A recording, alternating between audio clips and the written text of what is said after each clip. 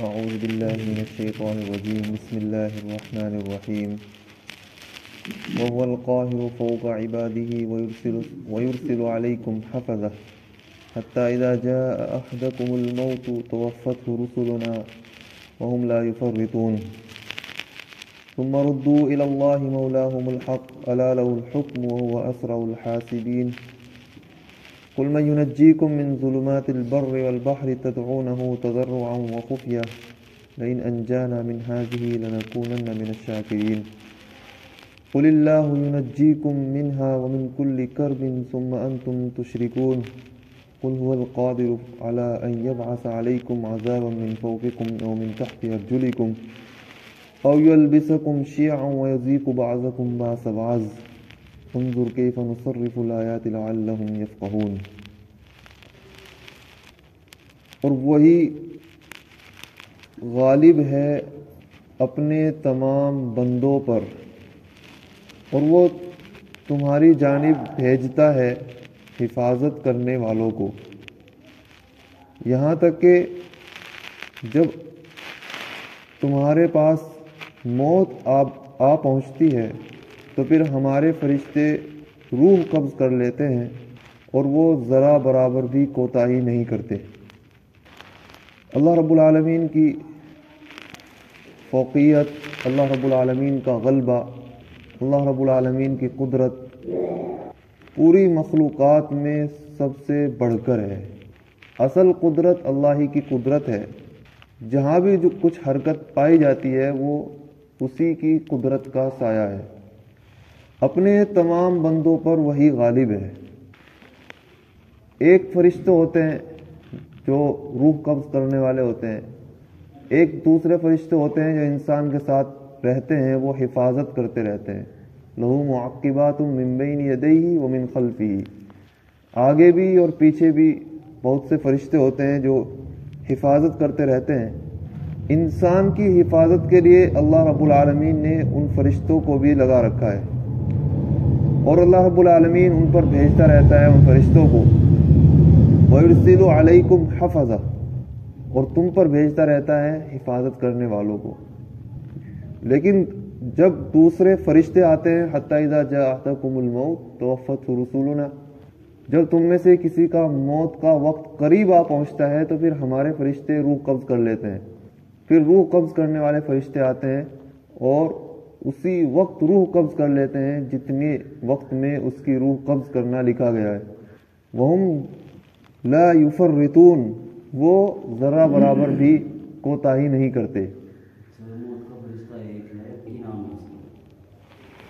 اس تعلق سے یہ جو حضرت اسرائیل کا نام بتایا جاتا ہے تو بعض علماء تو یہ کہتے ہیں کہ ایک ہی فرشتے ہیں اور اللہ رب العالمین نے ان کو اتنی قدرت دی ہے کہ وہ ایک ہی جگہ 1,00,000 لوگوں کی الگ الگ جگہ روح قبض کر لیں ایک ہی سیکنڈ میں۔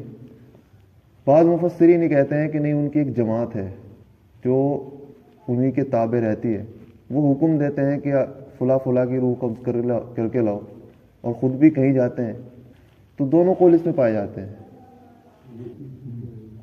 اسرائیل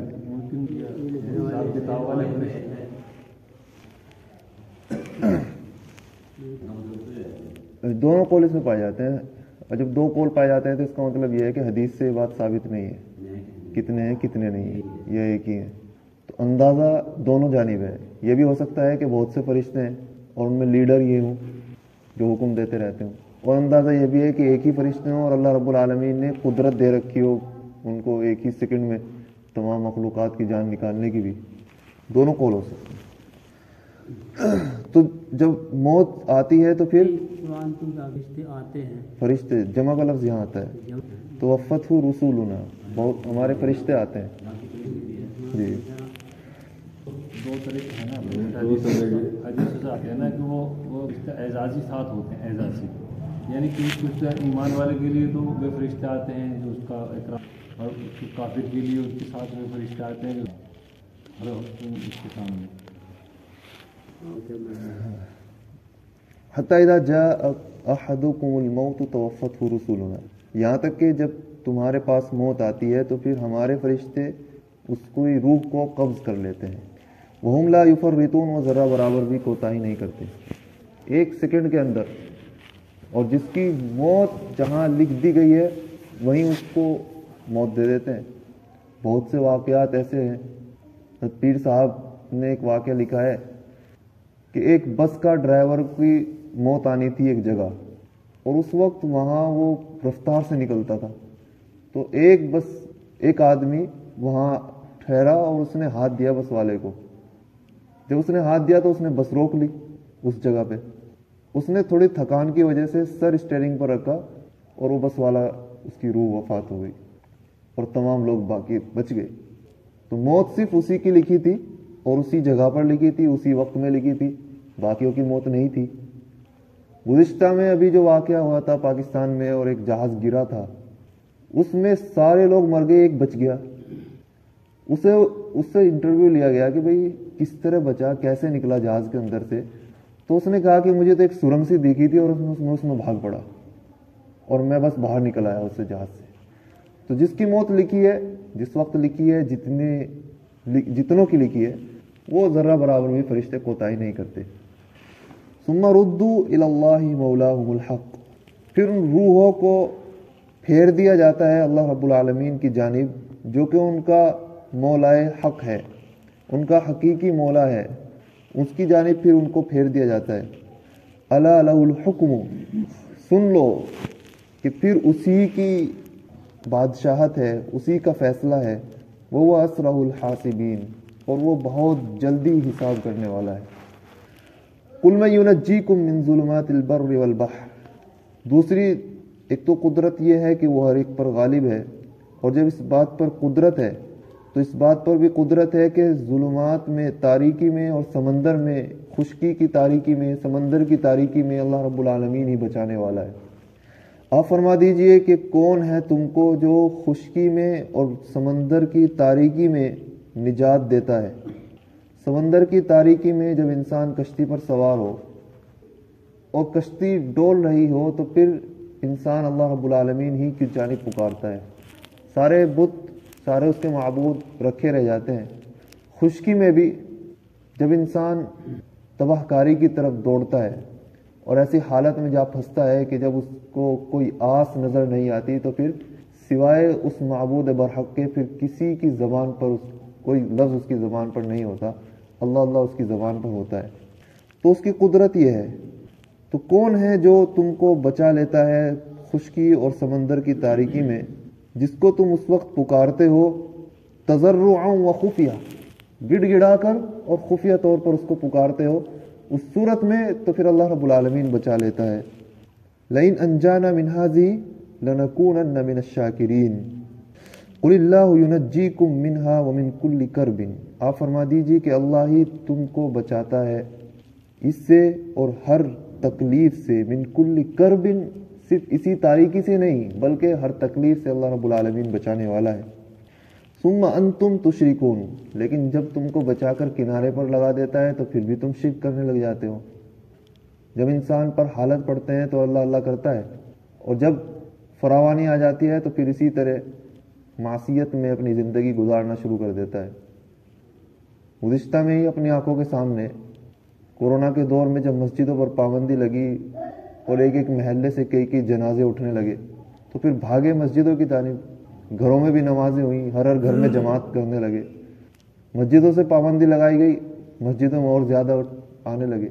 लेकिन जब अल्लाह रब्बुल आलमीन ने इस अजाब को हमसे दूर किया तो फिर अब बुलाने से भी नहीं आते।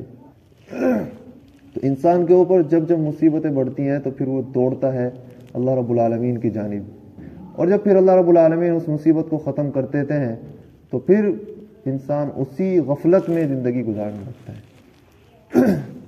कुल हुवल क़ादिरु अला अन यबअस अलैकुम अज़ाबन मिन फ़ौक़िकुम, आप फरमा दीजिए कि वही कादिर है कि तुम पर भेजता है अजाब को तुम्हारे ऊपर से भी तुम्हारी नीचे से भी।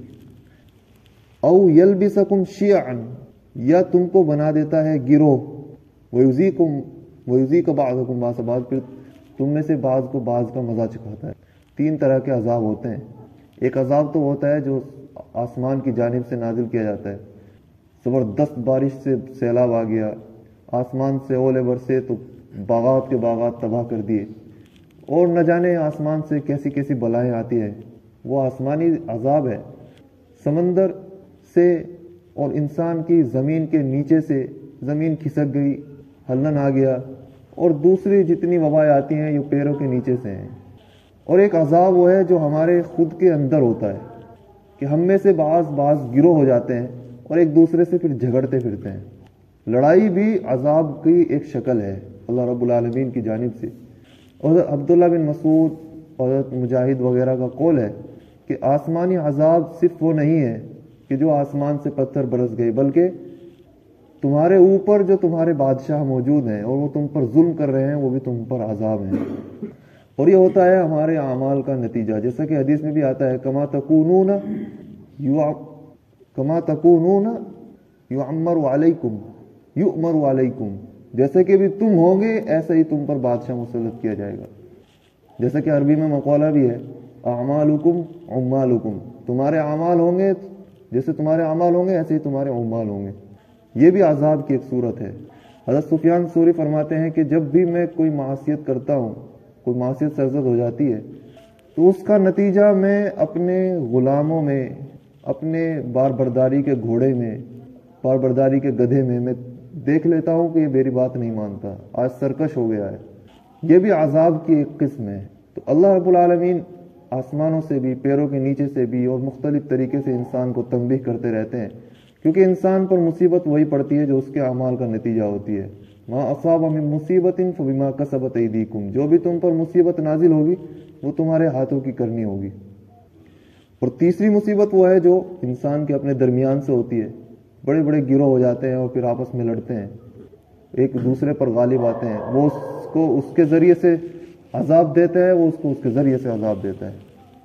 تو اللہ رب العالمین فرما رہے ہیں کہ وہی قادر ہے اس پر کہ وہ تم پر بھیج دے عذاب تمہارے اوپر سے، تمہاری پیروں کے نیچے سے، اور تم کو بنا دے گروہ، اور پھر چکھائے تم میں سے بعض کو بعض کا عذاب۔ انظر کیف نصرف الآیات لعلہم یفقہون، دیکھو تو صحیح کہ کیسے ہم آیتوں کو پھیر پھیر کر بیان کرتے ہیں تاکہ وہ لوگ سمجھ لیں۔ یہ سمجھنے کے لیے اللہ رب العالمین تنبیہ کے لیے ان عذاب کو نازل کرتے ہیں، آیتوں کو بار بار الگ الگ انداز میں بیان کرتے ہیں۔